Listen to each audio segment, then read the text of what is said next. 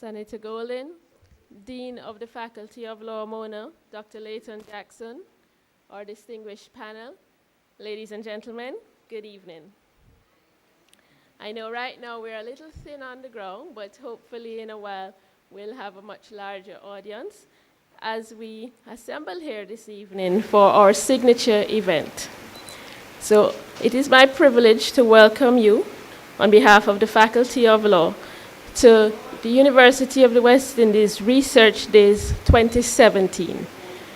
This is Mona Law's signature event, and our theme for this evening is From Retributive to Restorative Justice and Practices. The overarching theme for Research Days 2017 is driving development through research and innovation. And I think that this particular topic is very innovative in that it is a relatively new and emerging area of the law. So we thought that it would fit nicely within the theme of Research Days 2017. Restorative justice is about influencing and efforts which are designed to influence and create dignity within the criminal justice process, making changes from the traditional methods of administering and enforcing justice. This evening, we have a very knowledgeable and experienced panel of presenters who are here to share their ideas and their work experience with you.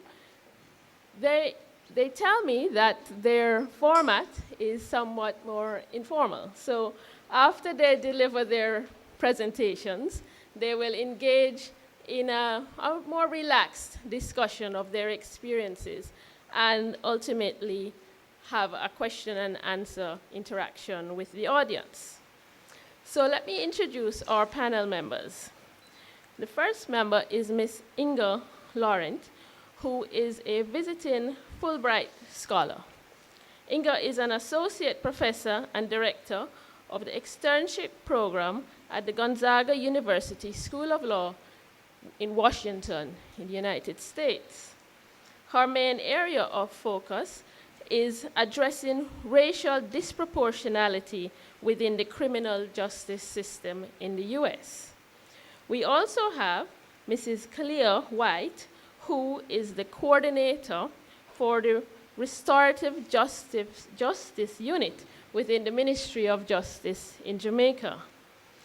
And her focus is, she's also, I should add, a certified family mediator. We also have on the panel Mr. Kevin Campbell, who is a trainer, coach, and a Supreme Court mediator. And his main areas include alternative dispute resolution, including mediation, and conflict management. So I'm sure you'll agree that these persons are well positioned to share their thoughts with us this evening on this very topical and interesting and exciting area known as restorative justice. So without further ado, I'll hand you over to Ms. Laurent. Thank you. Thank you very much, Dr. Early. As Dr. Early alluded to, this presentation is going to be maybe have a different feel than you're used to. So at times we'll be sitting, at times we'll be sharing our stories, and then there may be a little bit of time when we're actually sort of lecturing in that traditional westernized hierarchical manner from here to there. Actually, we wanted to do this presentation in a circle format originally, since that is one of the ways that restorative justice is initiated. But we have PowerPoint presentation, and so unfortunately that didn't work. But just know that that's the intention for us this evening, is to engage in a really different type of conversation. I would like to first say it's an honor to be here. I am feeling extremely grateful to be in your country at this time, especially when my country is experiencing some difficulty, let's just say. So it's been a respite to be here. in your beautiful, beautiful land and with beautiful people. So I'm very, very grateful for the opportunity to be here. I've been here for about 4 months. And in the time that I've been here, I've made some observations, and this conversation is an opening to talk about some of those observations. But again, I'm relatively new, 4 months, and so what we'd like to do is have a conversation where I lay out some of the theoretical underpinnings of restorative justice, and then my favorite part, the real fun, is where we talk to the people who are on the ground doing the real work of restorative justice. And we have 2 representatives who are going to tell you about what's going on in Jamaica on the ground regarding both restorative practices in mediation and restorative justice. And so for me, that's a real treat to see this work come into fruition and not just sort of be an academic exercise. So we'll start with some theory, move into some practice, and then we'll close the presentation with just a frank discussion about some of the challenges that exist in implementing restorative justice, and also hopefully some of the opportunities which are available to us as well.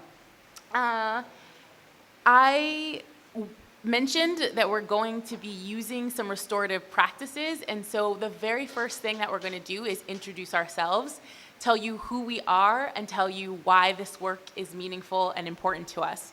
So I'm going to start. As I said, my name is Inga. My interest in restorative justice stems back a long way.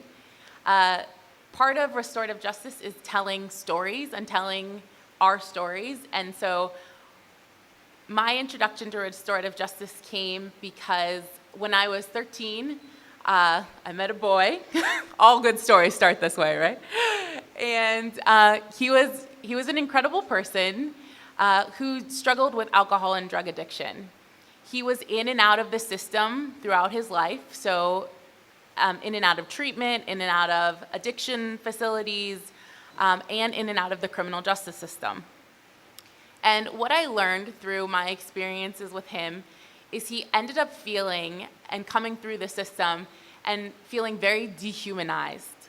So he did not feel, he would try to get jobs, only to get the job and then to be turned down when they realized he had a felony on his background check. He couldn't get housing, he couldn't provide for his children, and he just felt very dehumanized, very ostracized from the community that he was a part of.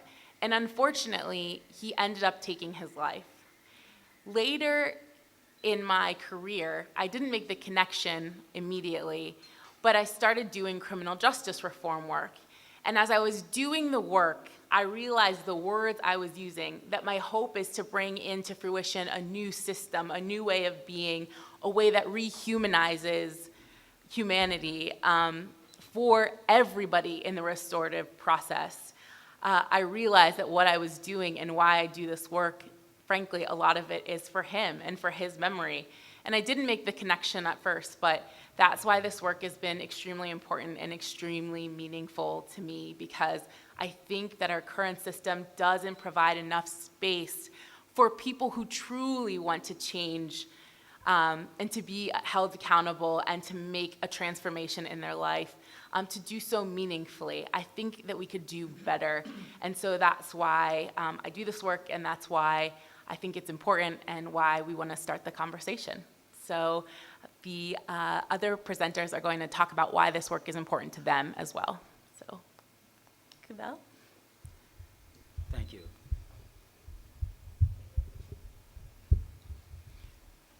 Good evening. I'm Kevel Campbell. I've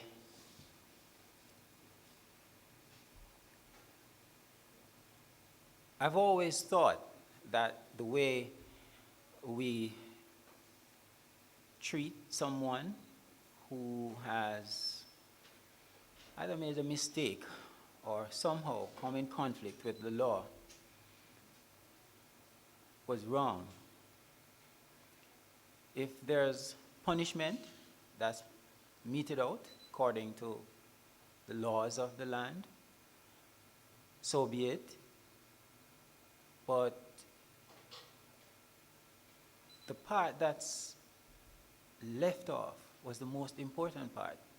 And that was, how do we get that human being back and feeling like a human being, not ostracized or feeling exile for the rest of their lives? Now, over 15 years ago, I had a brother who was a police officer. Had a disagreement with a fellow officer, and the other officer was seriously injured. He served time.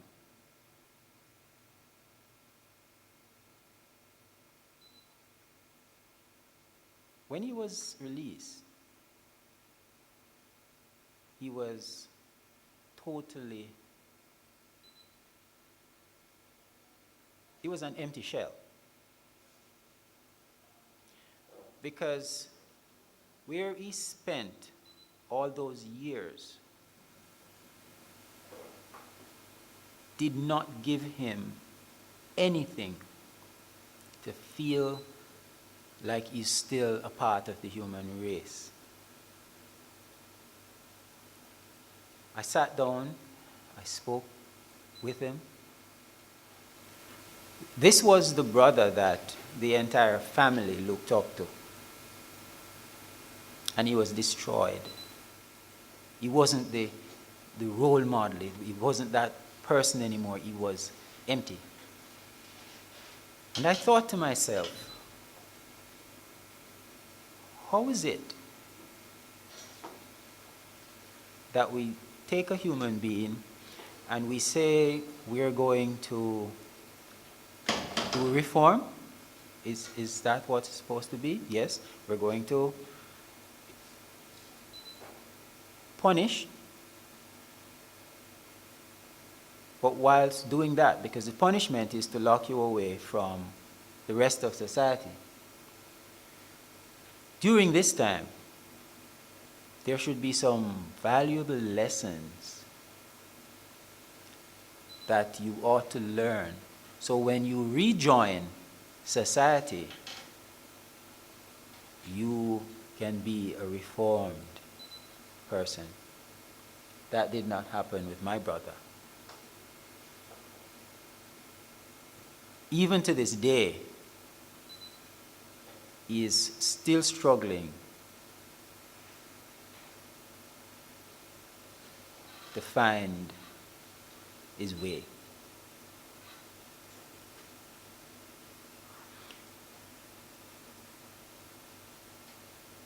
About 7 years ago, I came into the knowledge of restorative justice through mediation. I was introduced to restorative justice as a part of a course. And then I was like, wow, where was this? This is the way people ought to look to resolve issues. A conversation is powerful. When you can sit down and go eye to eye, ask questions of persons, then that changes the whole picture. And so from that point on, I thought to myself, this is the way forward. And this is how it ought to be. I wish when my brother was released, he was welcomed back into the community. But here it is. We can't blame the community. The community knew no better. But today, the time is now, and the place is here. Yes, the work has started. We are here today because we recognize that it is the way to go. Let's have a conversation. Thank you.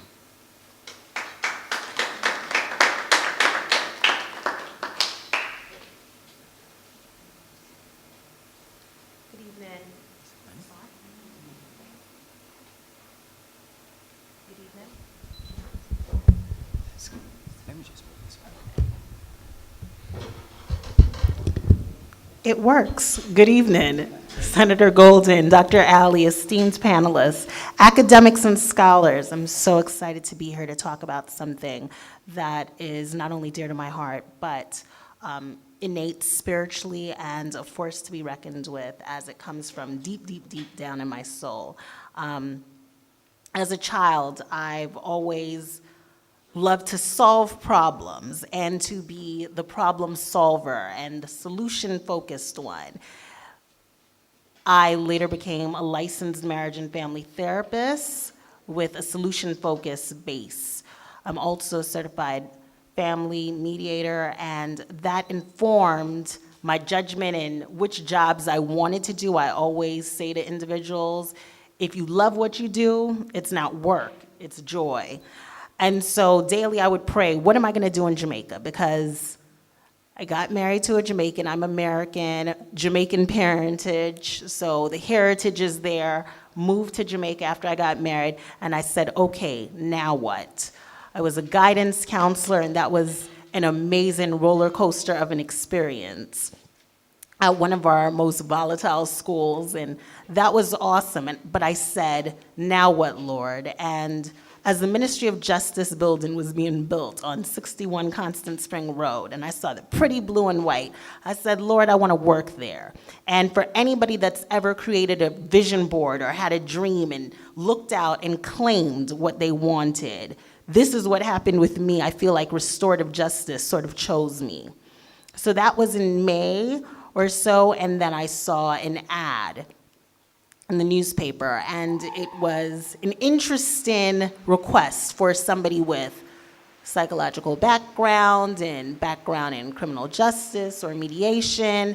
And I said, okay, check, check, that sounds good. Fast forward to the interview, and I said, this sounds good. I should read about this thing called restorative justice. Then I realized, as I got into the process, I've been doing this, and most of us have been doing the process of restorative justice all of our lives. It's having conversations with individuals, being meaningful and dedicated and proactive in bringing about solutions with conflicts with friends, at the workplace, in schools, at churches, even in our homes. If you ever have had an argument with a sibling, then you know what I'm talking about. And so coming here and being a part of the process and heading up a process and reading back the testimonials of all the individuals we've been able to serve and help, it's no wonder we feel in Ministry of Justice that we are on to something really positive and a beautiful thing that is part of the solution to bring about peace and healing in Jamaica land we love that we so desperately need. So again, my name is Kahila White, and I'm excited to be here and continue on and finding new ways and avenues to continue not only the discussion, but the work of bringing about change in Jamaica.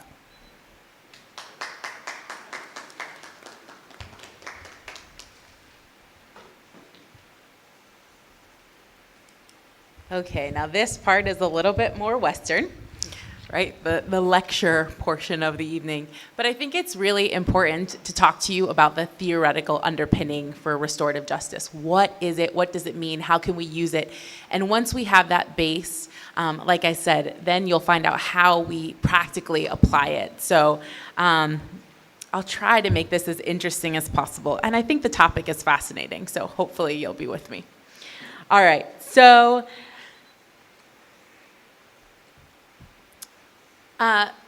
Howard Zehr is the grandfather. We call him the granddaddy of restorative justice. And he poses an interesting question for us to frame the conversation. His question is, how do we, as a society, respond to wrongdoing, or how do we respond to crime? And I'll be honest and say that much of the westernized world, and much of the world, frankly, itself, responds to the question of wrongdoing in a retributive manner. And so what does that mean? It means that we use punishment as a corrective measure that we believe will deter crime, right? So I have a quote here. It says, "For retributive justice, the punishment per se and the humiliation it implies for the offender restores the justice. The offender, having violated an accepted rule and disturbed the moral balance, deserves to be punished." Okay, so this theory, if you've heard of just desserts, right, that is where this comes from, that retributive mentality, that someone deserves the punishment that they're being given. So this idea of retributive justice is deep. It is ingrained in us, and it's very difficult to have a conversation and move the narrative to a different way of doing justice because, frankly, it's all we've ever known. So when you hear about a criminal, someone we've labeled as a criminal, then the immediate response is often, you did the time, you do the crime, right? That's an innate sort of reaction that we have based on this model of justice that we've all come to know, and that pretty much is pervasive around the world.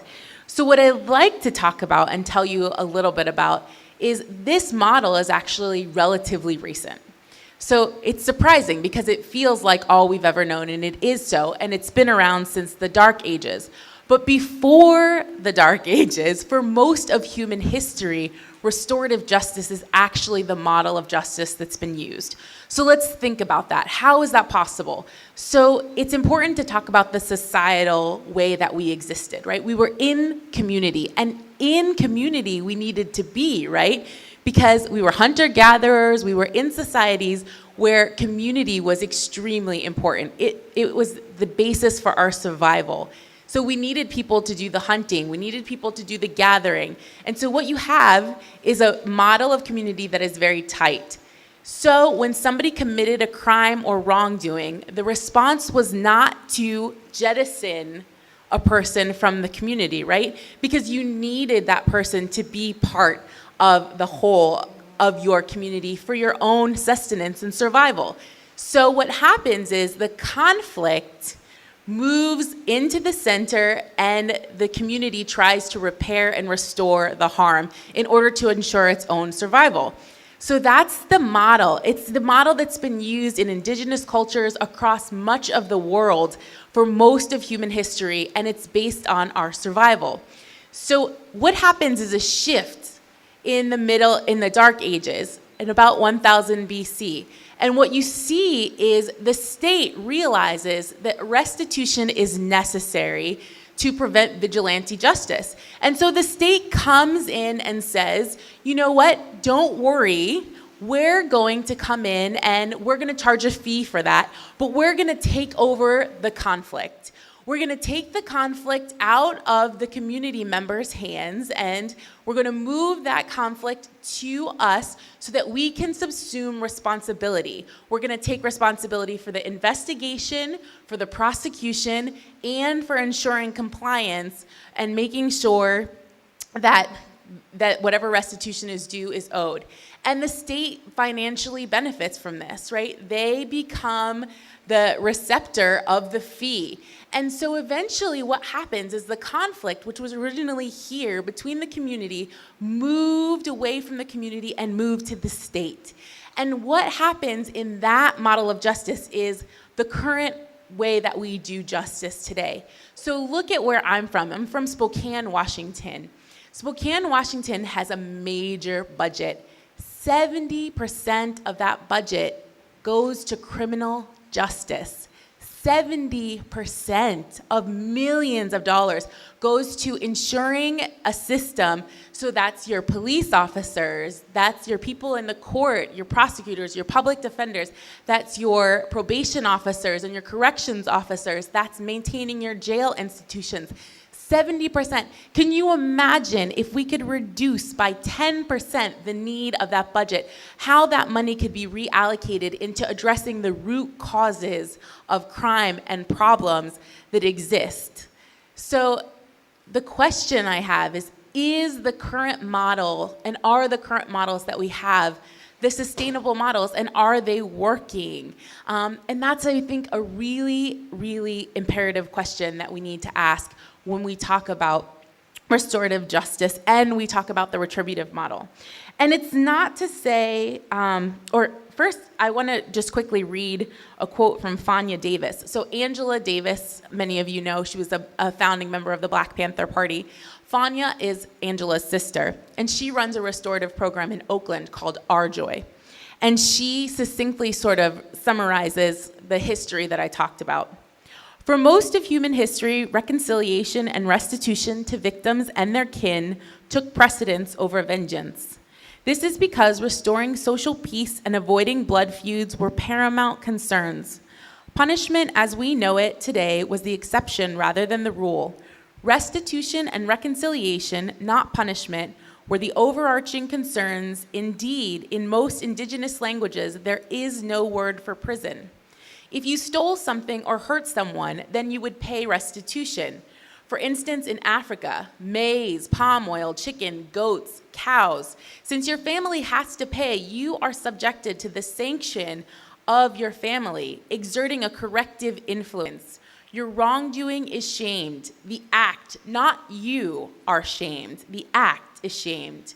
You are urged to empathize with your victim, to acknowledge the wrong, apologize, make amends, and to ask for forgiveness. And so I talked about the shift that then occurred. And I talked about the shift. Crime came to be seen as a disruption of state security instead of a personal conflict. And so for citizens, that's kind of a double-edged sword, right? In many ways, it's very nice, and it's traditional, and it provides safety, stability, and security, right? To have somebody else, to have the state responsible for taking over that function of providing safety and security. At the same time, what that does is reduce citizen engagement in the process of justice, moving citizens and victims from being active participants in the process of justice to the periphery, and also disempowering them to be part of collective solutions. And so that is another reason that we look at restorative justice as a model. And so Niles Christie, who did much of the groundwork for this in 1970, actually quite harshly talked about the retributive system. He says that it takes the conflict from its rightful owners. Criminal justice institutions and law professionals steal those conflicts from affected parties and rob them of their opportunities, rights, and the duty to learn and grow through their conflict, creating a loss of opportunity for norm clarification. So enter the dialogic process that is restorative justice, which brings the victim, the offender, and the community together in an attempt to bring the conflict back to those most affected by the wrongdoing. But I do want to caution, restorative justice is not the be-all, end-all. It's not the silver bullet that solves the problem, right? In my analysis, restorative justice, while is a very powerful and promising implementation of justice and a model of justice, I think needs to be looked at as a complementary system of justice. Because what happens in restorative justice, you have to have a very specific set of factors for somebody to be able to enter into a restorative process, right? And Kahila is going to talk a little bit about this when we talk about restorative process and what that looks like. But it's not, somebody has to be willing and able and ready to accept responsibility for harm and wrongdoing. And not everybody in society and who commits crimes is there. And I think that's that's part of restorative justice people. We love it so much, we get so excited about it, and we run away with it, right? And I do think it's an imperative system that we look at, but it also is relatively new. It's been around for about 40 years, and I'll talk a little bit more about that, and it needs constant monitoring and evaluation. So I want to be really realistic, right? And talk about, yes, there's benefits, but there are also challenges, and there are also things that we should be aware of when we talk about restorative justice models. I'm an idealist, but I'm also a pragmatist, and I'm sure that many of you in this room as lawyers and as Jamaicans are very pragmatic in your approach to justice. So I want to talk just a little bit more about the systems of justice, because again, I do think that the retributive system actually has a lot of value, right? So the retributive system places value on things such as consistency, objectivity, and efficiency, which are all things that I very much value and want in my legal process and systems, right? Because what happens is there's crime, you commit a crime, you're charged, you plea out, or you put on a trial, you're judged, and you're punished. And this happens basically regardless of your contrition in the criminal process, right? And that means crime, and that means punishment can be imposed relatively quickly and unilaterally, and it can be given in a very consistent manner. And so those are values, and I think that this is where restorative justice, where the conversation hinges, because I think that those values are actually quite important. But I think there's another set of values, right, that we need to bring into the equation, and that's the values of rehumanizing of the dialogic process that exists in restorative justice. Let's see. So one of the basic tenets of restorative justice, the question that Howard Zare poses, basically on how we are responding to wrongdoing, how he identifies restorative justice and defines it is by addressing need, which is a really interesting way to look at crime, and I'll explain more and unpack that. So the question is our current justice system meeting the needs? And I'm going to talk about different sets of needs. So I'm talking about needs of the victim, needs of the offender, and needs of the community. Though we have, and we'll start with needs of the victim, though we have amazing prosecutors, public defenders, and victims advocates in the system, there is a limitation to what those people can do for a victim. And oftentimes, as we discussed, right, conflict is here, and it's the state's responsibility. That means the victim is often on the periphery of crime and of the process, right? Because the state's role, the victim, is subservient to the state's needs. So the state has to run its programs efficiently. We can't ask that it do it any other way, right? And it's got budgetary constraints. And so all of those things are a reality. And so what you end up having is a system that doesn't prioritize the victim and the victim's needs. And as I say, I think that's restorative justice. I think that's where its strength lies, right? Is that you're actually addressing those needs. Let's see. So Howard Zare talks about the different, the needs of the victims, and I'm sorry, I'm lost in my notes. So I do want to give an example. So the phenomenon that I just talked about plays out very interestingly in the United States, where we plea out most of our cases, right? So in that instance, a plea deal would probably be in the best interest of the state because it's an efficient way to close the case, right? But for a victim, maybe going into trial and being able to have an opportunity to tell their story and to be empowered, that might actually serve the victim's rights better than having a plea deal, where frankly, the victim doesn't have a very comprehensive story of what happened, nor do they have an opportunity to tell their story and to tell their truth and to address the psychological effects of crime, right? So, and I'm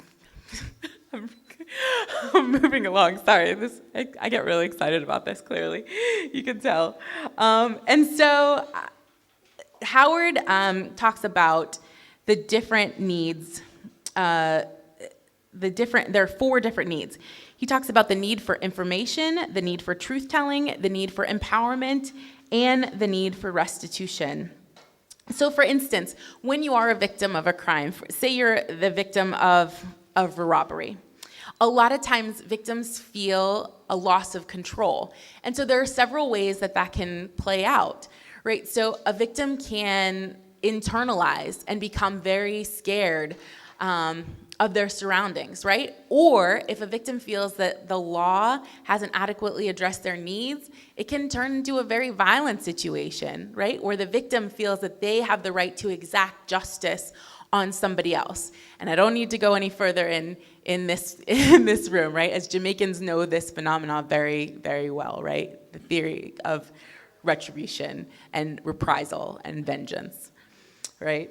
So restorative justice, the process that comes in, it directly attempts to then solve those problems for the victim, right? To make the victim a central part of the process and to give them an opportunity to describe to the offender how they were harmed, to tell their story, and Howard calls it to re-story what occurred, the crime that happened to them, to empower the victim, and to provide the victim with information.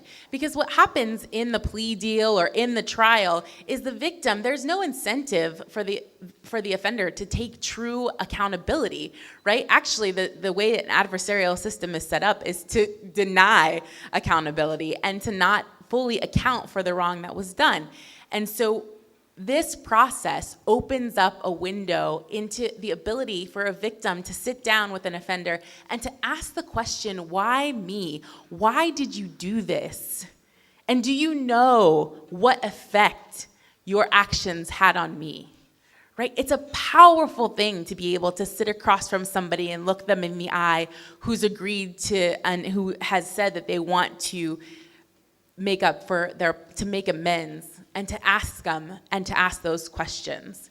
And I would posit that it offers a way of healing that the traditional justice system just can't access because they don't have the time and the resources, frankly. And so that's why I think that they need to be complementary systems of justice that we enact. Can you imagine the pain of a crime victim and the many ways that that pain can manifest if we don't deal with the psychological effects? And I'm sure that all of you in this room can. And that's a reality. That's a reality of life here in Jamaica. So I talked about the process alienating the victim, and I talked about the victim's needs. The next needs that we need to talk about are the needs of the offender. And I know that cognitively, like I was saying, that hegemonic narrative, right? It's an easy kind of impulse reaction is that the offender is on their own, right? They committed a crime, basically, and they deserve sort of what they get. And I think that restorative justice opens this conversation and provides tools and a process for doing justice very differently. So it attempts to rehumanize the offender, putting away the negative shaming for a more productive use of shame. So Brené Brown is an expert on shame in the United States, and she talks about this theory. And what her way of responding and framing shame is shame and guilt. And so she says guilt is saying you did a bad act and we need to deal with that. Shame is saying you are a bad person, right? There's a huge difference there. And I think that our system today, unfortunately, defaults to the shaming. You are a bad person. And how can somebody restore themselves? How can somebody restore the harm that they committed when they don't feel whole, when we've told them that they're less than and we've ostracized them? So I think there is a productive way to use shame, and that's what the restorative process opens and allows for. And if this process isn't made available, what happens is that the offender is left on their own to dissect this. So what you see is a solitary process that could potentially lead to positive change.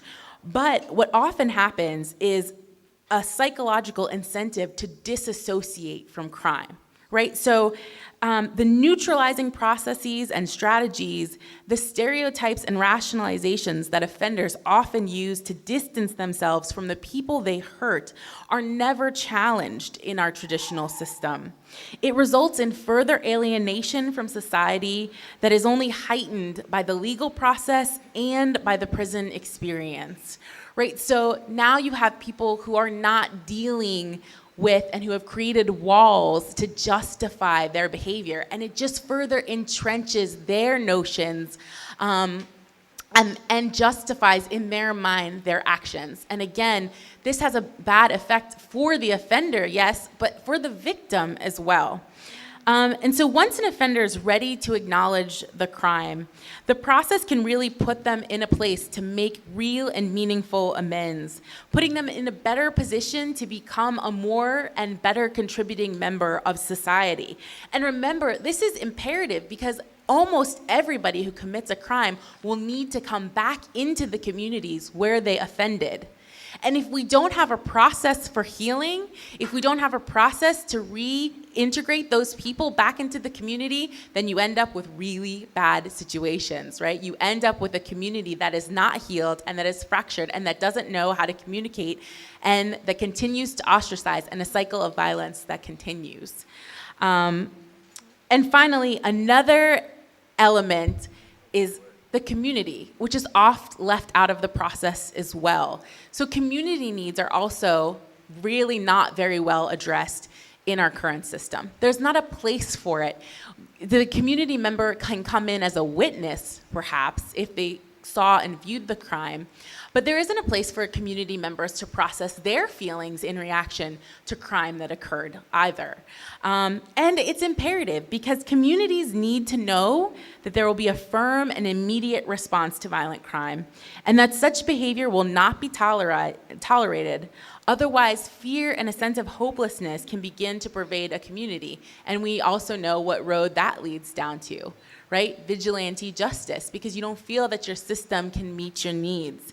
And so, again, restorative justice provides a place for the community, for the victim, and for the offender all to come together to acknowledge and have a shared conversation, and to take the conflict back and to creatively try and problem solve together as to what a solution would look like for everybody.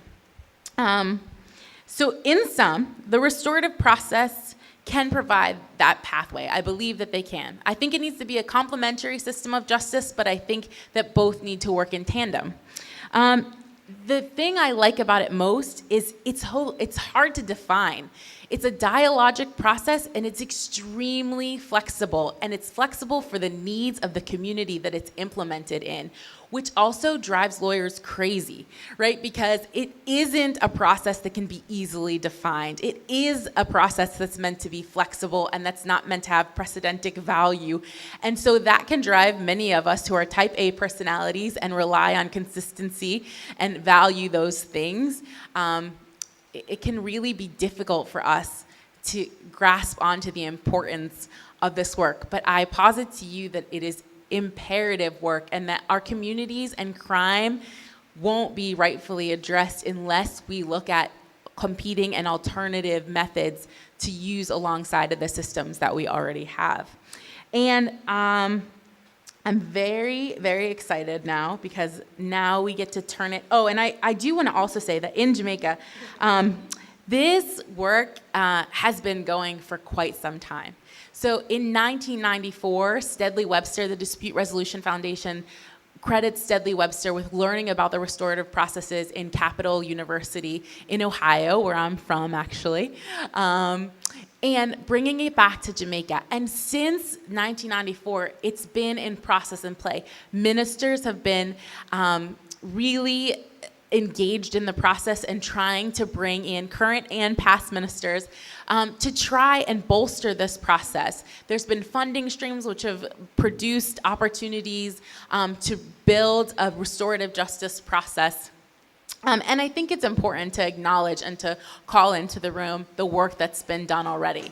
I will say also there's a long way to go with restorative justice, and that we'll discuss a little bit more in the challenges section.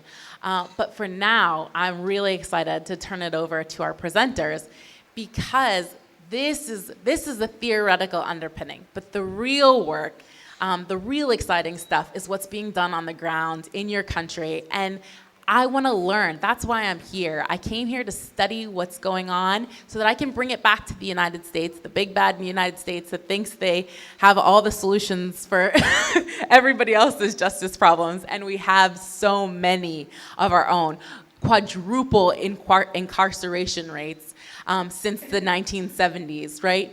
So I'm in awe of the work that's being done on the ground, and I'm turning it over now so they can talk about it. So, okay, Kahila is gonna come and talk next.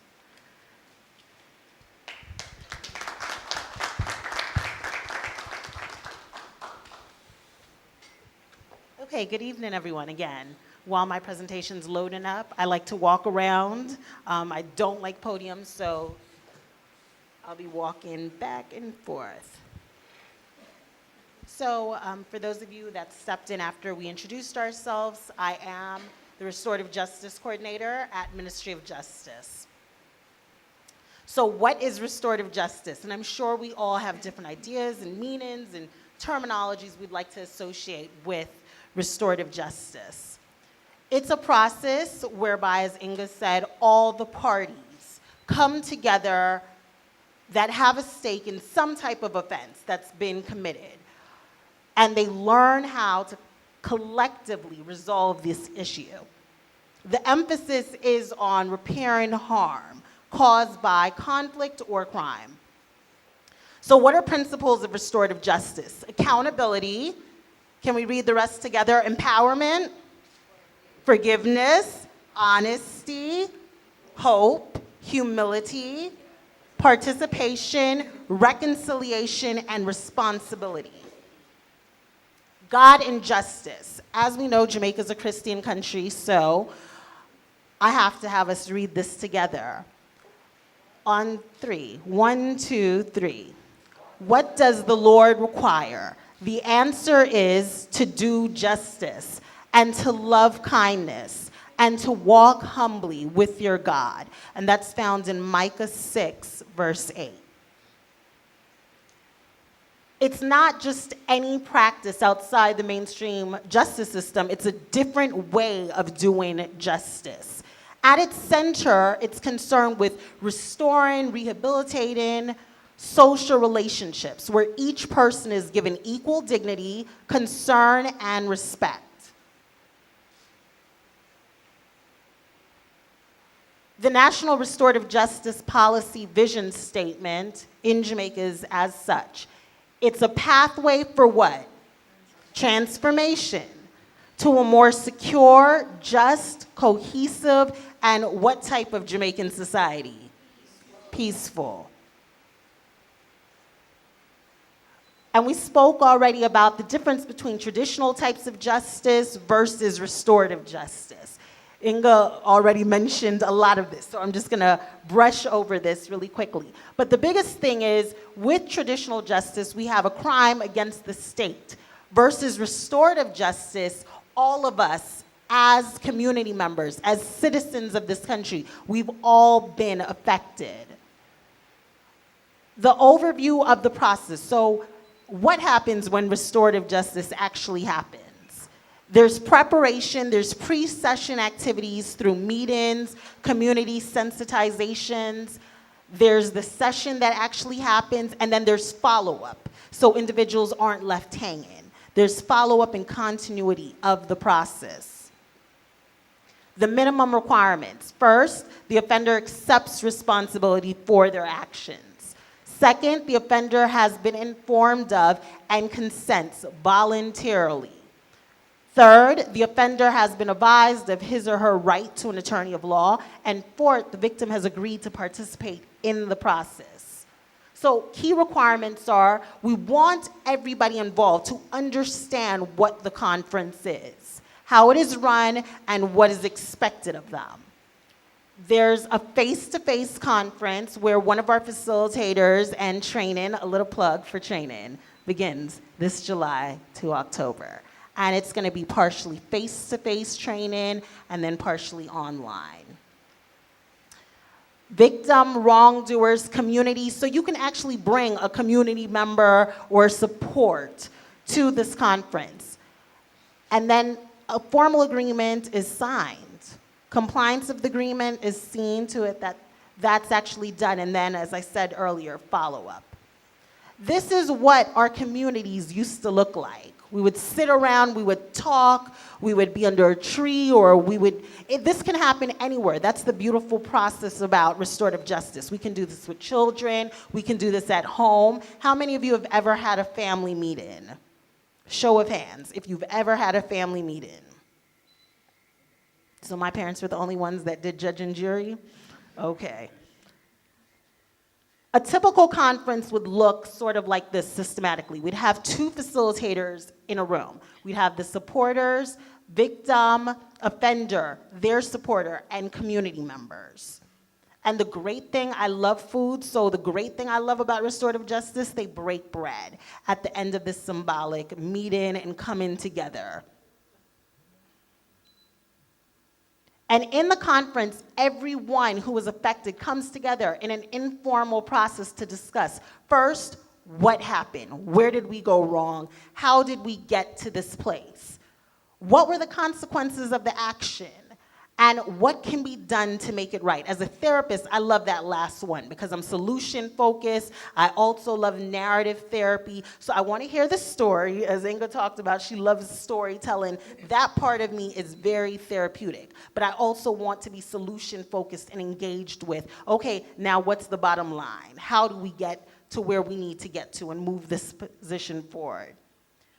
It brings in the victim, offender, and community. And then within the community, we include supporters because people can support, and I love this, hold each other accountable. As we need to hold our neighbors accountable, sometimes we have to hold coworkers accountable, and sometimes we have to hold ourselves accountable in the actions that we do and things we say to each other.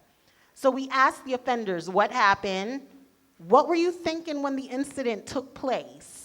Who was affected by what you did? And what do you need to do to make things right? We asked the victims, how did you feel when the incident took place? What has been the hardest part of this for you? What do you want to have happen now? We asked supporters, what was your reaction when you heard about the incident? How do you feel about what the offender did? And what are the main issues for you? I love restorative justice in that it allows the victim to be heard. It gives voice to their truth. I don't know if anybody remembers when Oprah and Iyanla had the coming back together. It was one of her last episodes on the final season. And Oprah asked Iyanla, well, I thought you did this, because if you remember Oprah and Iyanla together, Iyanla would come on, I think every Thursday, and she would sort of take over the stage. And there was a misunderstanding, a grave misunderstanding, as Oprah related, and said, you know what, I thought you were gonna go to Barbara Walters and over to ABC with a deal you had gotten. And all of this transpired because of misunderstandings, and I thought he said, she said, and for years they didn't speak. And it wasn't until they sat down on the couch, and one episode actually ended up into 2, and what they said to each other was, well, that was my truth. And a lot of times, we don't allow ourselves to hear the other person's version of the truth because we're so insistent that our version must be correct. And that's what restorative justice does. It allows every person's truth to be told. The power of forgiveness. So I just want to play this. It's a really short video clip about a mother who forgave her son's killer.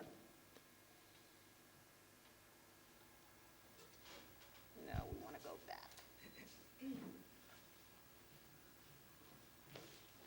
Thank God for assistance with IT matters.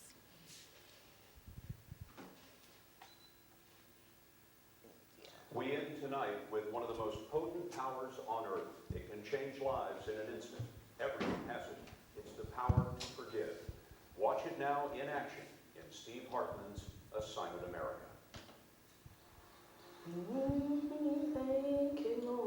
In a small apartment building in North Minneapolis, a 59-year-old teacher's aide sings praise to God for no seemingly apparent reason. Indeed, if anyone was to have issues with the Lord, it would be Mary Johnson. For all you've done for me. He never had a chance. In February 1993, Mary's son, Laurent Bird, was shot to death during an argument at a party. He was 20 and Mary's only child. My son was gone. The killer was a 16-year-old kid named O'Shea Israel. I wanted justice.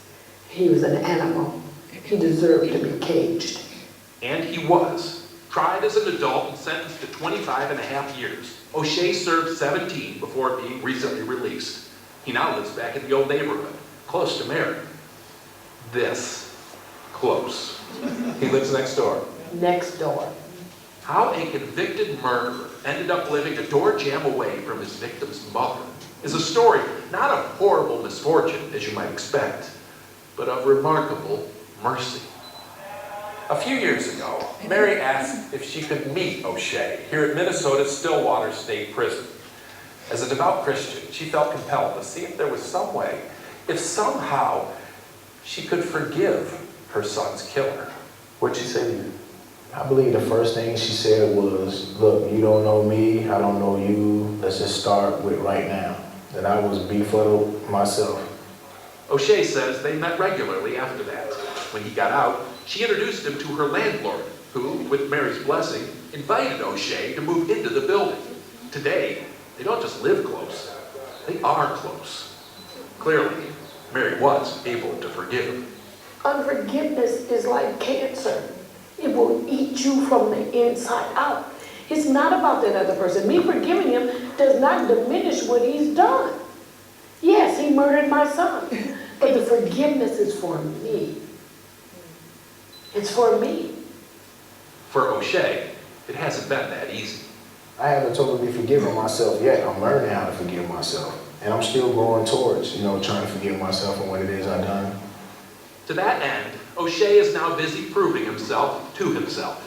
He works at a recycling plant by day and goes to college by night. He says he's determined to pay back Mary's clemency by contributing to society. In fact, he's already working on it, singing the praises of God and forgiveness at prisons, churches, to large audiences everywhere. Forgiveness is a powerful thing. I'm grateful. Which explains why Mary can sing her praise of thanks to her audience of one. Steve Hartman, CBS News, Minneapolis. For all you've done for me.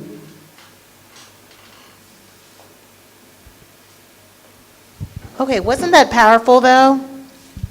And this is at the heart of what restorative justice is. It talks about grace. It talks about us being able to give offenders, not a second chance, but the ability to take wrongdoing and making it accountable, being accountable for their actions, taking responsibility for the things that they've done.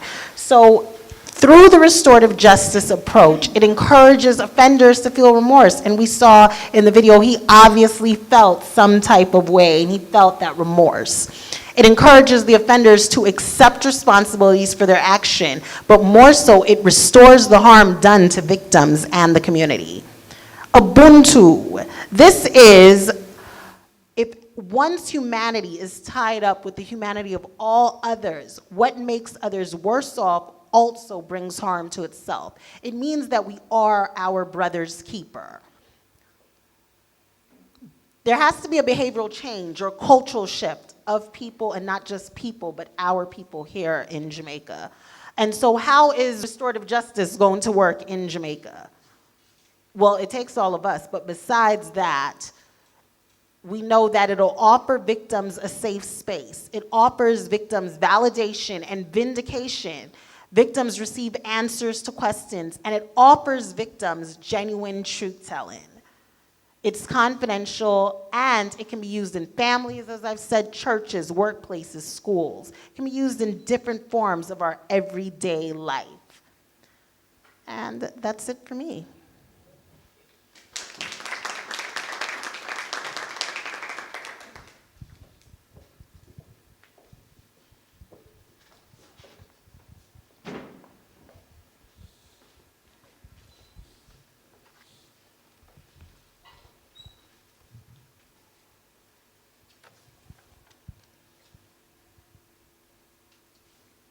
Good evening again. Well, after that, I think I probably need to be moving around myself. Um, After all, when that unit kicks in, you really want to be moving around to warm yourself up. Okay. Retributive to restorative. Now, what I recognize is that we have a bit of overlap because it probably is there for emphasis. We all might have come to this place from that conviction that we have, but I'm going to put my presentation to you. You probably won't even notice the overlaps. All right? Now, for me, the business of restorative justice, I would say to you that I did a contrast. Restorative justice, mediation. There are some differences. Yes? But what I've recognized, having practiced both, the most salient, the most important ingredients that comes up is that people feel. People operate on emotions. When it is you can connect with another human being on an emotional level, that's when you get movement. There's a shift that has to take place, a mindset that has to change. Albert Einstein actually pointed this out some time ago. You cannot fix a problem with the same mind that created it. So when you look at restorative justice, and I want to thank my co-presenter for the video clip she showed, because that says it. It has to come from within. It has to be something you feel. So don't look at it with the same mind that you have been looking at things. You have to have that change. I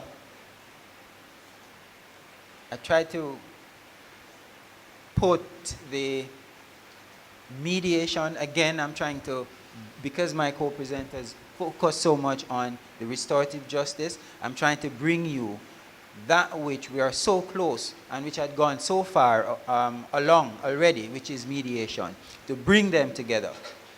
Now, what we find, say in a mediation session, is that when parties come in, they are at opposite end of the spectrum, as far as from each other as they can be, because they are in dispute, they are emotional, they don't even want to look at the other person across the table.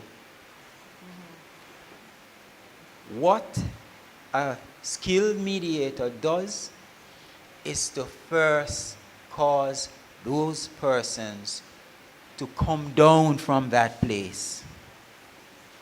Nobody is going anywhere until they unclench those fists, unfold those arms, and recognize that they're in a space where they can speak freely,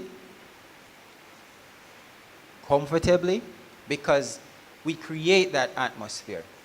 Restorative justice does that and more because of the preparatory work that takes place prior to a conference.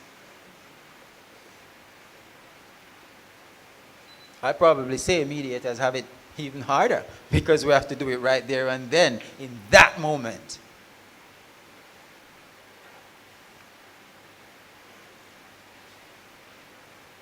there are some definitions that I brought out when I looked, and I really wanted to share to get your mind there. From some of the practitioners, some of the forerunners in the business of restorative justice. Tony Marshall. Now, because I know everybody is getting that right quick, I won't bother to read through that. Another is John Halley. All these persons that I am sharing their definition, their thoughts with you, they have been there. They have set a trail for us to follow. Now, Howard's there. Yes. Very interesting what Howard says here. Because it goes to the very core of what we are to do, what is expected for restorative justice.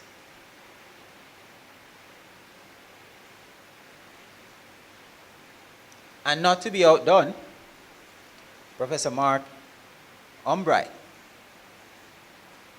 had his say in it.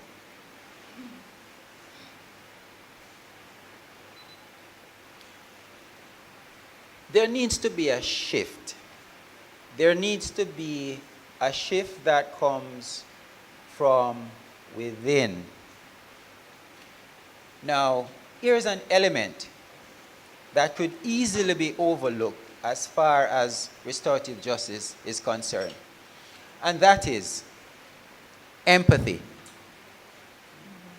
It is a crucial ingredient, empathy.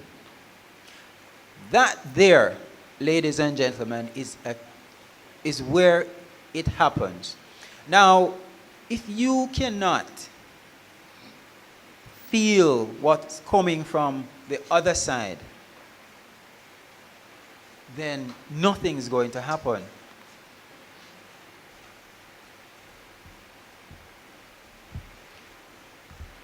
Emotional intelligence is a pet subject of mine.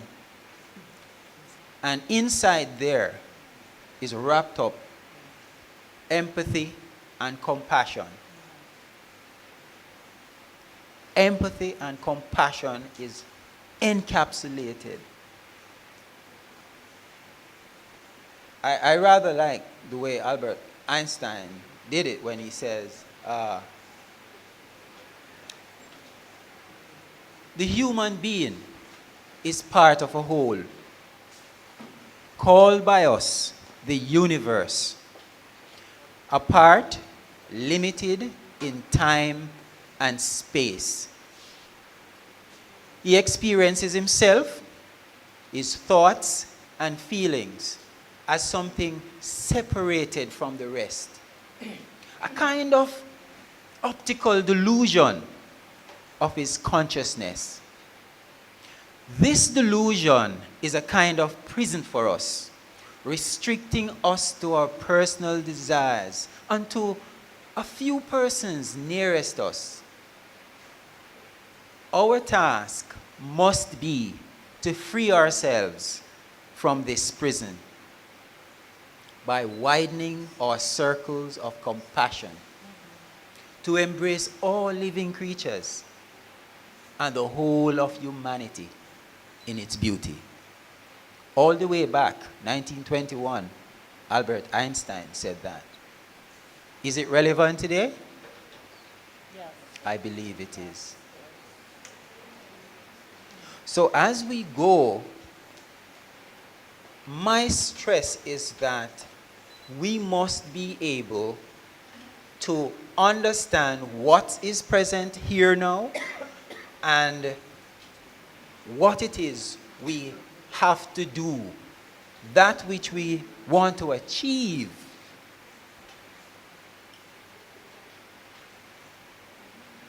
So I did a juxtaposing of both.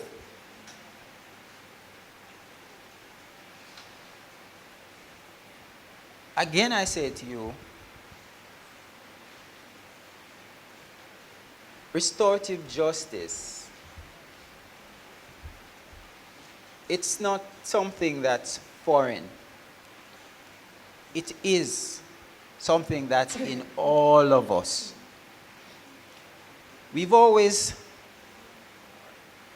used the saying, takes a village, raise a child. Yes. Where that comes from? It comes from a place, the very same place that you now need to direct your focus for a restorative approach. The restorative model is one that comes from your primal self. It's been there.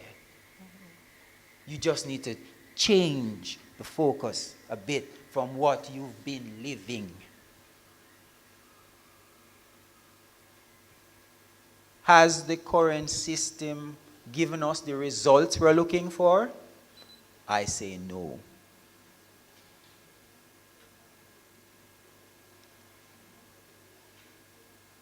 We imprison, we punish, and after all the dehumanization, we expect to get persons coming back into society and be like the rest of us. If we continue to do what we've always done, we will always get the Same results. Thank you. So therefore, I say it's time we have the conversation. It started, I'm happy to see the minister is here because he was there from back then, and it came through. One of the beautiful things for me, though, is to be here to let me add that. The beautiful thing for me is to have seen the work that has taken place, where it is now, and how it crossed all lines. So there is nothing to say, boy, this work is not going to be continuing. No. I am able to sit in sensitization session with current administration who pretty much just took the baton and carried on. And I thought that was beautiful. Just today, the launch of the JP training in mediation was announced. So right there, we're saying change is happening, and they are, as my colleague says, they are going to be having persons trained in restorative justice as well in a short while. All this came out from the effort. So I just wanted to highlight that.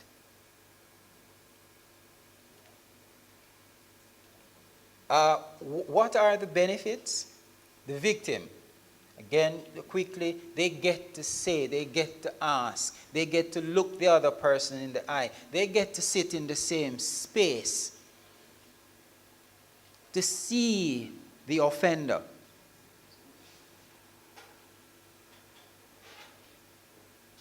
The offender gets to be there as well. Oftentimes, state punishes, offender goes about his or her business. Never get to see the damage done. Never get to feel. But this process, restorative justice, this model actually connects the two entities, the two human beings, or the many. So, persons and their community. And the beauty of it, the community, that village that reared the child, now gets to take that responsibility of welcoming back one of their own into the fold. I couldn't believe, just next door, your video. Just next door. The person who actually killed her son. Just next door. So that's with the community. Welcome back. And when this happens, recidivism reduces. Because that change, that healing happens from within. I didn't just stop doing this because I got punishment. No, I had a movement from within. And that's what restorative justice brings to the table. As I said, I've been on both sides, mediation, restorative justice. I recognize that the common factor here is causing people to move from within. Stories are there. Persons, they come into sessions, all they want is punishment. One gentleman faced with the prospect of getting monetary compensation and the other person being sent to prison, for 90% of the time he spent sitting there, all he says is, I want him to go prison. Because that's what he knew, that's what he believed. Yes, him to go prison. This happened to be a session that I was supervising. So after the challenge of the mediator in training, I then took over the session, had a conversation with the gentleman. And this question is so important. Why? Why? Yes, you want him to go to prison. Why? When you ask that question, which is what victims get to ask a lot of the time, well, all the times, because they want to know, why me? Why did you do that? When you ask the why, you give people the opportunity to go inside. Mm-hmm. Is it just a position? This is how I'm feeling. Why? Tell me why. Why do you want this? And when that comes out, movement takes place. When I asked that of this gentleman, and he brought it out, and we spoke around it, in about 15 minutes, the very same gentleman who all he wanted was, there no money, nothing at all, could not have gotten him. All I want is for him to go to prison. In about 15 minutes, this gentleman was signing an agreement, just requiring for the other side to pay him for his medical expenses that he incurred from the injuries received, because we were able to sit down and have a conversation. Let's talk. You saw the circle.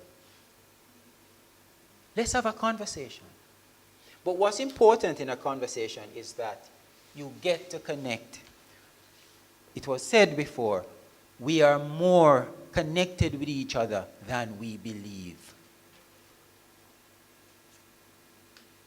We think we are independent of each other, but no.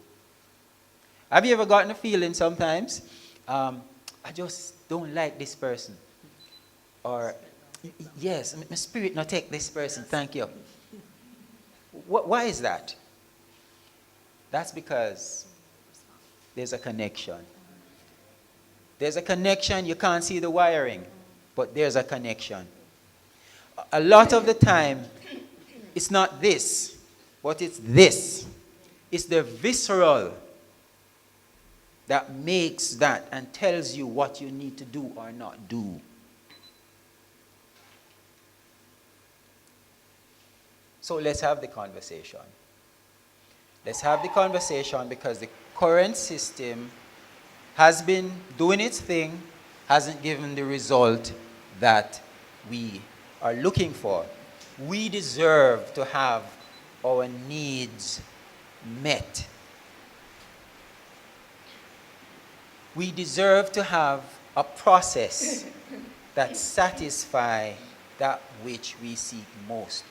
We want to have persons take responsibility for their actions and are able to rejoin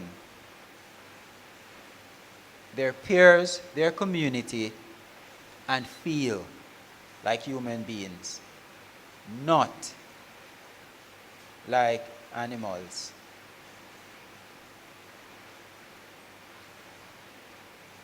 I couldn't help myself. I had to bring out this from Viktor Frankl, and he says, everything can be taken from a man, but one thing. The last human freedom is to choose. Choose one's attitude. Yes? In any given set of circumstances. And that for me is powerful. And I will leave you by saying this. Here is the power of choice. Have you ever seen the situation where most of you probably drive, or you're on the road nonetheless, a motorist on the road, and he's bobbing and weaving in and out of traffic, sometimes almost one cause accidents. And you are there, you are getting wrinkled in the face, and you're getting really annoyed. And it's that little so-and-so, and you're really getting all worked up. All the names you can think of start to come and it's now attributed to this person. What if you recognize that person, yes, the crazy motorist, just heard that his family was in an accident and he's trying to make his way to the hospital? What if you heard that? Would you still think the same way about the person? I think not. You would now start to feel something. The power of choice is yours to do just this. Suspend all judgment. Find a neutral zone, because you don't know what's operating on the other person's mind. Thank you very much.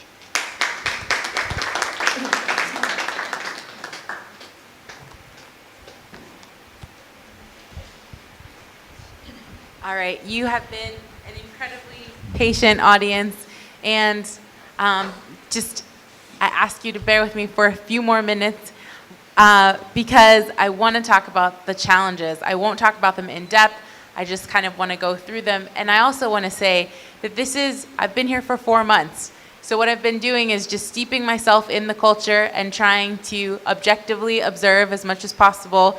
And this is the list I've created. I'm very open to continuing this conversation and would love to do that if you're interested. I also think that my evaluation will change and shift as I become more familiar.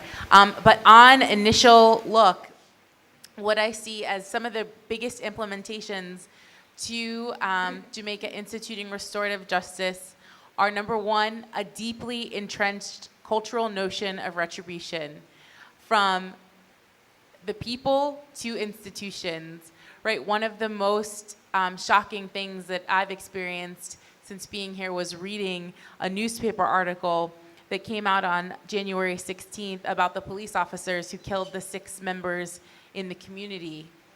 Some of the words that were said is that it was a brave and courageous effort, that it was a commendable effort, that their actions were considered as bravery and courage. And I understand that there's a lot of complexity around these issues, but there's also a question.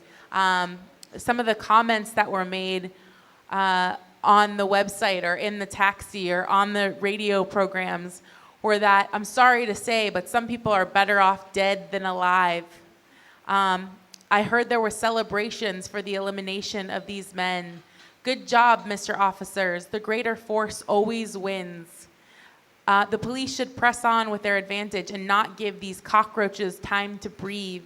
And I'll be honest, these words scare me because the times that I've heard humans referred to as cockroaches before are in Germany, right? In Rwanda, and in Darfur, and in the great state of Alabama, right?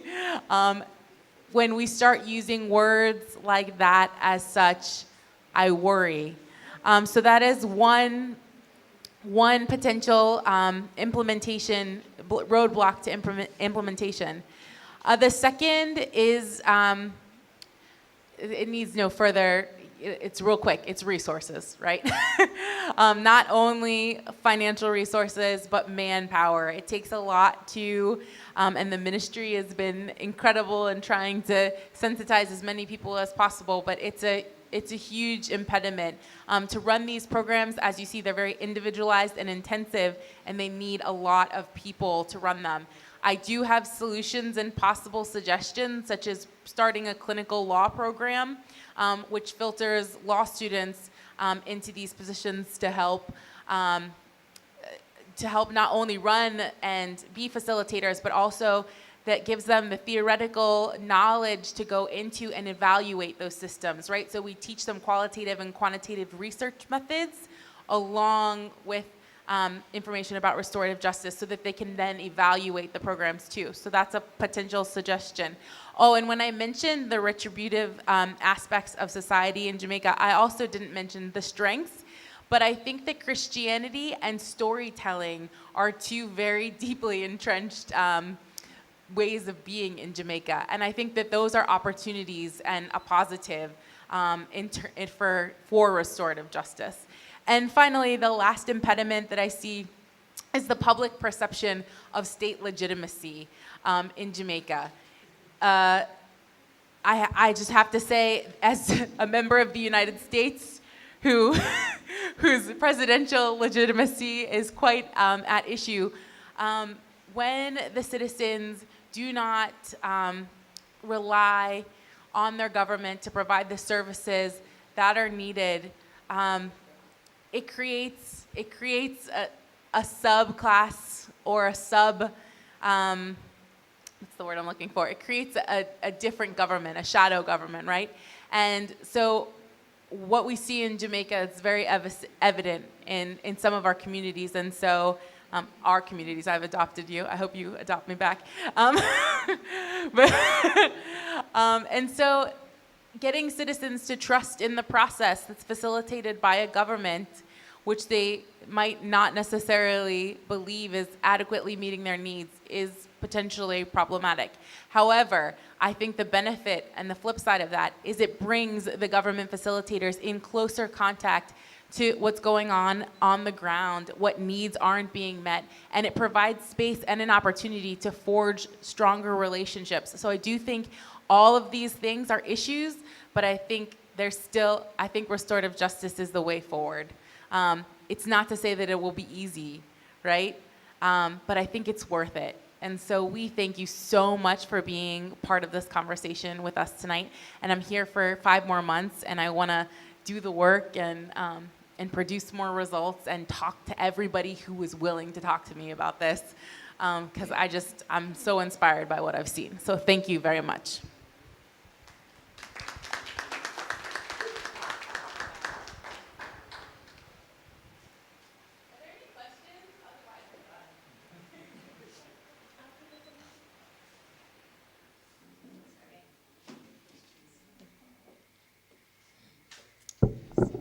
Good evening, everyone. Good evening.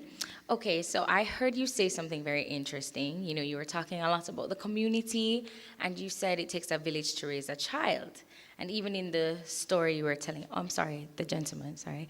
In the story you were giving before about your brother, you know, you were talking about how he felt afterwards. So in our culture, we learn a lot from our music, and we learn a lot from our family and our peers. And those people who, you know, have had a family, or artists who have gone to prison and come back, have talked about prison being very, you know, rough. So when we're talking about restorative justice, and in terms of the perspective of the community, how do we as the community, or how do mediators and people who are participating in restorative justice, tackle that issue that we know when people go to prison, it's not geared towards restoration. How do we then, as a community, embrace somebody who's coming out of a space that has not restored them? So how do we trust as a community to embrace them if we're not quite sure that they've been restored? Okay, that was my question. Okay, thanks for that. A total change has to take place. It can't be a part, it's the entire thing. So if we think of it as an edifice, it's infested, and so we must tear the whole thing down and rebuild. Hence why I talk about the shift. So yes, we must advocate for the change in institutions that are keeping our brothers and sisters and aunts and our relatives in incarceration. For them to change the way they are doing this. Because what we are saying is, restorative justice is not here right now to replace the current system, but to complement it. Of course, we would love a society that we do just this. I think New Zealand has a good thing, going there. And so we need to do that. But whilst we're doing that, simultaneously, we need to have that conversation on the ground with the family members, the constituents, to say, listen, this is the way we ought to view the thing. Change the way you look at the thing, and the thing you look at changes. I hope I would have answered your question.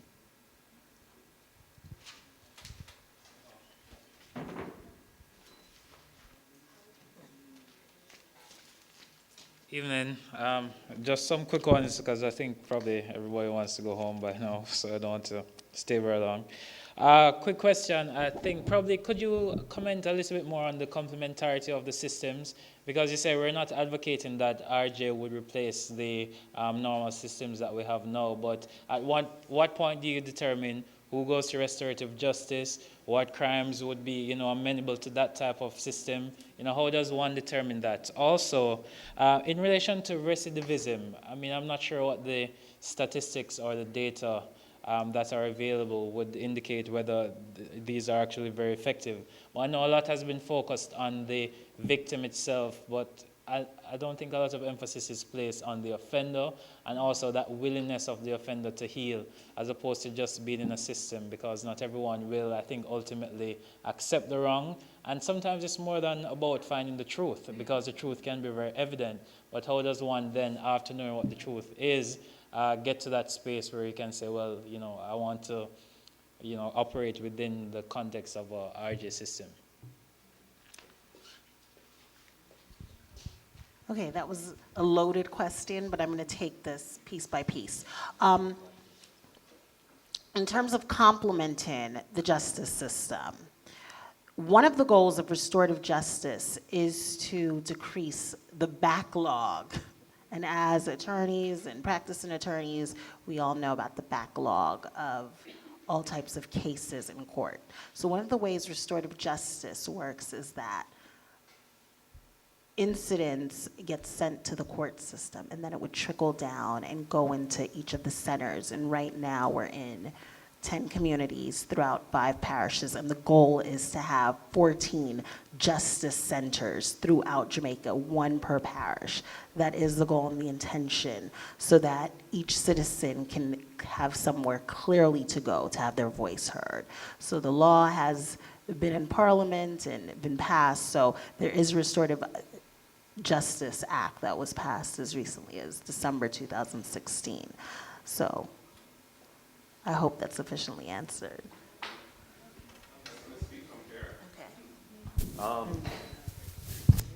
Thank you. I'm glad to hear the reference to legislation, because Jamaica just enacted a very important piece of legislation, which is really the culmination of a great deal of work that has been going on in trying to entrench restorative justice in our system. And your question was excellent about complementarity, because that's really what that legislation is about. It should be noted that Jamaica, this effort to entrench RJ in our system really came out of the 2001 Commission of Inquiry into West Kingston and the violence that took place then. Not the 20th version, the earlier one. And there was this Canadian judge who was the chairman of it. I don't know if you remember that. But he was a bit controversial because he kept falling asleep. But they actually produced a rather good report. And one of their recommendations was that restorative justice should be pursued vigorously in Jamaica to deal with the problems we have on the ground of the culture of retribution and reprisal and so on, and the violence that just engenders. In 2007, the Governor General made a proclamation that every year there should be a week. Every year there should be a week that is dedicated to celebrating and teaching about restorative justice. And in fact, when I became minister in January 2012, the very first thing that I encountered was Restorative Justice Week. And I was expected to make speeches and attend events and so on to promote it. And it took me completely by surprise, because to be really honest, I didn't know anything about restorative justice at that time. Since then, as has been said, the program has been part of the CSJP, the Citizen Security and Justice Program, which is a program funded by our international development partners, and restorative justice has been an increasingly important element in the CSJP, which we're now on CSJP 3. Each one lasts a few years, it's evaluated, and if the program is seen to be worth it and working, it is then continued in the next iteration. And CSJP 3, I think, began in 2015-16 or thereabouts, and RJ had been started before. We were, as has been said, we were already at 10 centers serving serving 10 or so communities. I think we had established centers. The first one is in Tower Hill. We have one in Trenchtown, one in Augustown, Granville, St. James, Russia and Sabnamar, one in Maypen, one in Spanish Town. That had all happened over those years, but we didn't have any legislation. We were training people. We had trained hundreds of restorative justice practitioners. And but there was no law, so they were operating somewhat informally, dealing with cases, but they could only go touch, a light touch, because there was no legal basis for them to operate. With the law that's been passed, the point of departure, there are multiple tiers in the system. So police can refer matters to an RJ solution, and it doesn't even enter the court system, pre-charge. On the other hand, if there's been a charge, a case is before the court, the clerk of the court or the magistrate can refer the case to RJ. And there is RJs, they're supposed to be in each parish. The program is to have an RJ element or mechanism where these cases can be then put into the RJ system to see if it will work. At the end of a trial, before sentencing, the judge, magistrate, well, now judge, can refer the matter to RJ pre-sentence, and depending on the outcome, that can affect the sentencing decision. And after sentencing, when somebody is in prison, and this addresses the lady's question, the young lady's question, the correctional laws and the parole laws were amended to facilitate RJ becoming part of the parole system, so that you can have a prisoner who, before he or she is released back into the community, can go through an RJ process designed for that, a process to work better. So that would be a different kind of RJ focus than the pre-charge, which is really trying to get cases resolved without entering the system at all, taking some of the burden off the courts. So this is, what I'd love to see is more public awareness of the way our system has been designed, because it's just being rolled out now.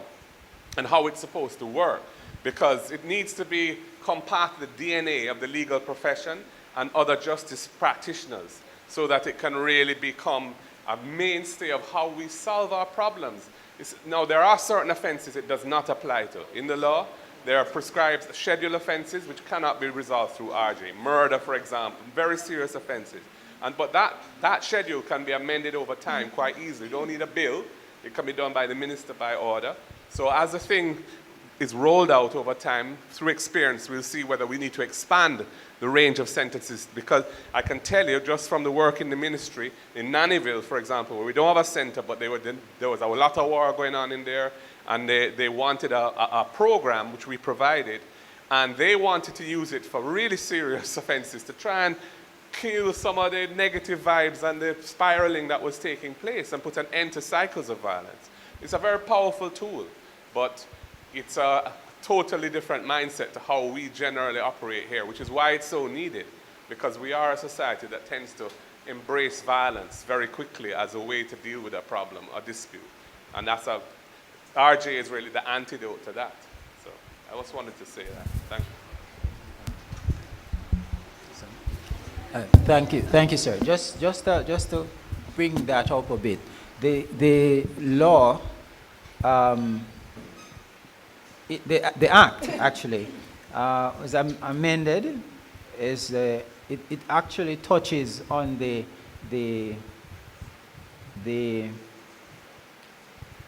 Child Care and Protection Act. It touches on the corrections and parole rules, yes, and criminal justice legislation. So it goes at the very core, at where the change needed to take place. And yes, the Governor General assent has been affixed to that. I'll just project from here to Ward 9. Following on that contribution, I just wanted to get a sense of how RJ has been working. We've heard some information about 10 centers and being extended in the country, and therefore there's a program.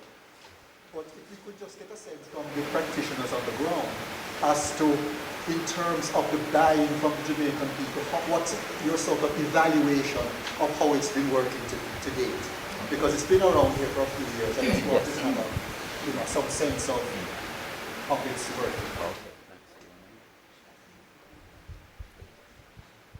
The buy-in is great, but buy-in is something that can always be better. I always believe there's always room for improvement. So as we grow and expand and we have law behind us and we have different entities supporting the vision, it becomes greater. I've heard from individuals on the ground, offenders and victims. You'll see something, and I've read their exit surveys about how RJ has really changed their life. In next week's edition of Star newspaper, there'll be a written testimonial from a victim. So just a plug, RJ Week, as Senator Golden. It's the first week in February, and it's actually occurring. Starting on Sunday is going to be the launch of Restorative Justice Week. So we kick off with a church service in Mandeville, United Ridgemont Church, or Ridgemont United. I just inverted that, Ridgemont United Church in Mandeville. And then Monday, we're having a balloon and popsicle drive, both in Halfway Tree Bus Transport Center and in Montego Bay, Sam Sharp Square. Tuesday, there'll be a workout in the park. Wednesday, there'll be a student engagement, because RJ is looking to go into schools now through restorative practices by training guidance counselors, deans of disciplines, principals. So Wednesday is going to be basically a student engagement session with student leaders from all across Jamaica. We're expecting over 200, along with their guidance counselors. Thursday, we're doing a re-socialization activity for 3rd and 4th graders from 3 of our communities, or 3 schools within RJ communities. And then Friday is our international conference. So it promises to be a wonderful week. Talk about public awareness. That's another great way of allowing the public to viscerally touch restorative justice, find out more, have face-to-face dialogue, and meet some movers and shakers in terms of practitioners and volunteers that are actually on the ground working and being affected by restorative justice each and every day in Jamaica. In several, just to continue on that, in several of the communities that RJ is being practiced, there are instances where persons would come and say, you know, but for what? Sitting down and having a talking piece and being able to speak the way we did, I would have done some things. I would have go pick up back my gun. That's the kind of language, but for the conversations through RJ. So maybe that may speak to buy-in.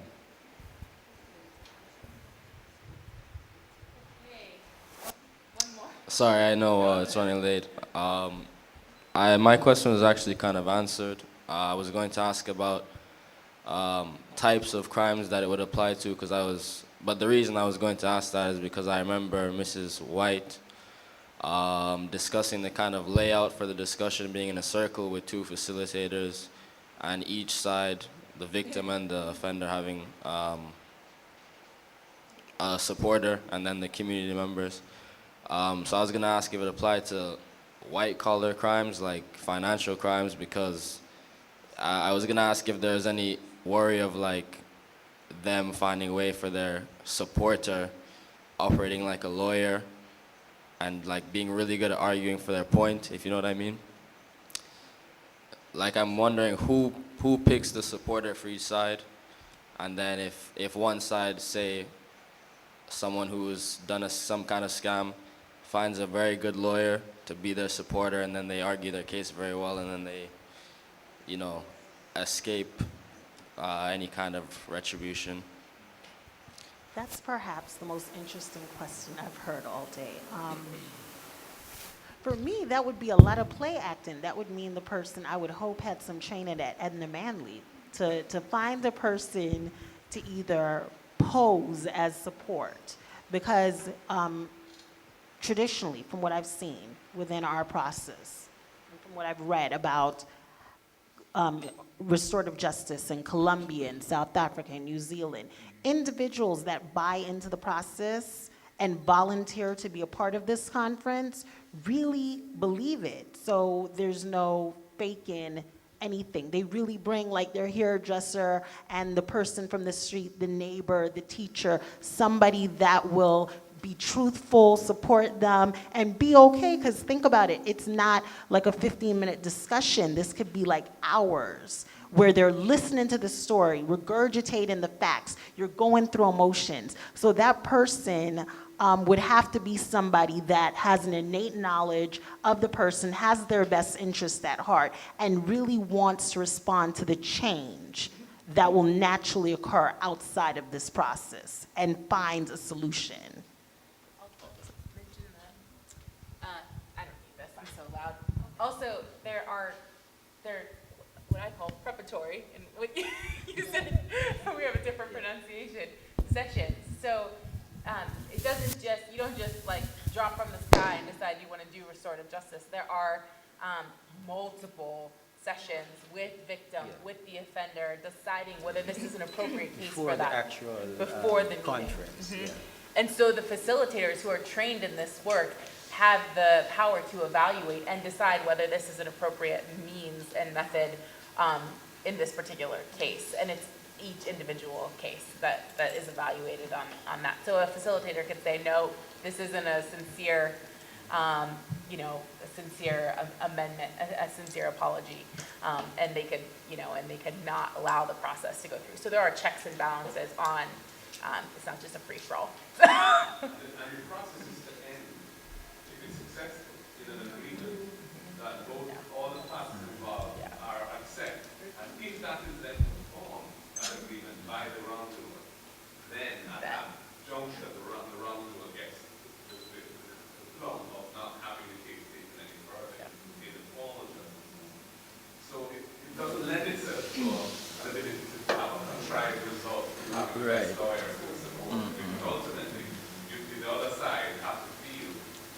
Yeah. the agreement heals one adequately the outcome of the harm that they suffer. The victim and then it has to be performed yeah. by the wrongdoer, whatever Yeah. that healing agreement requires. So it doesn't really, I wouldn't say fraud cases are typically what it's aimed at. It's really now into it. Yeah. It's a good question, though. Clearly, young law student, right? No? Well, you should be. Thinking, yeah. Thinking, yeah. Thinking like a Thanks, lawyer. yeah, man, thanks for that. Any other questions? Thank you so much for your patience. Gosh, the conversation afterwards was wonderful and helped me reframe some of how I think about justice. So I really thank you for just allowing us the space to have this conversation, and hopefully it continues. Thank you very much. And my last word, I just want to add one last bit here in saying that what we must try to remember is that when we are looking for the change, we need to be that change. Thank you. Thank you, everybody. Oh, okay. And in closing, we all, on behalf of everyone here, and on behalf of the Faculty of Law and everyone who organized this lovely forum, we'd like to thank you so much for so clearly explaining to us all this concept of restorative justice. As two law students, you've definitely opened our minds to another aspect that is probably not at the forefront. And I definitely feel like we will all leave here today clearly engaging our community in this new concept. Well, not new, but letting them know about this idea of restorative justice. And I thank you so much, because I feel like we all will leave here educated, and we all will leave here empowered to carry it on as passionately as you all do. So on behalf of everyone here and the organizers, we'd like to thank you so much. Thank you.